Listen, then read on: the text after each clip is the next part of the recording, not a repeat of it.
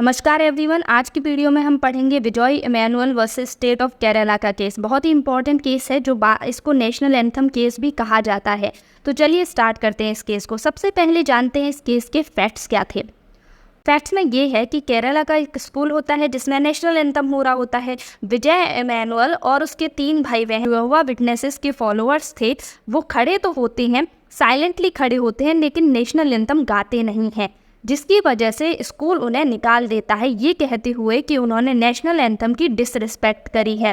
अब इसी को लेकर विजय इमैनुअल के फादर पहुंचते हैं हाई कोर्ट में और ये कहते हैं कि उन्होंने नेशनल एंथम की कोई डिसरिस्पेक्ट नहीं की गई है।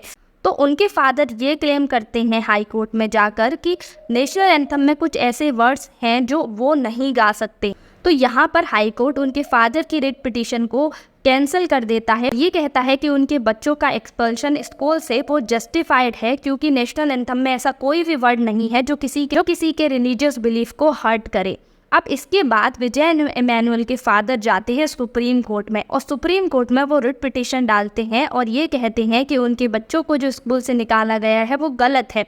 तो यहाँ पर सुप्रीम कोर्ट एक बहुत ही लैंडमार्क जजमेंट देता है। सुप्रीम कोर्ट हाई कोर्ट के इस ऑर्डर को ओवरटर्न करते हुए कहते हैं कि यहाँ पर जो बच्चों को स्कूल से निकाला गया है वो बच्चों के 2 राइट्स को वायलेट करता है।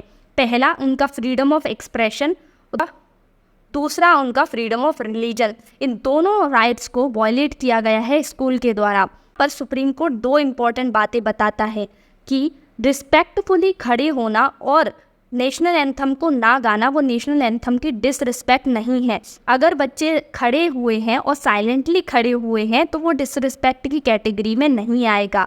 और यहाँ सुप्रीम कोर्ट बच्चों के दोनों राइट्स को प्रोटेक्ट करता है।